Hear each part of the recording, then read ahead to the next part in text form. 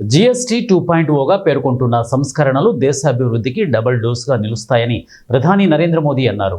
భారత్లో నూతన శకానికి దోహదపడేలా ఈ సంస్కరణలు చేపట్టినట్లు తెలిపారు. గురువారం జాతీయ ఉత్తమ ఉపాధ్యాయ అవార్డు గ్రహీతలతో సమావేశంలో మాట్లాడిన సందర్భంగా ప్రధాని ఈ వ్యాఖ్యలు చేశారు. జీఎస్టీలో సంస్కరణల ద్వారా భారత ఆర్థిక రంగానికి పంచరత్నాలను జమ చేశామని అన్నారు.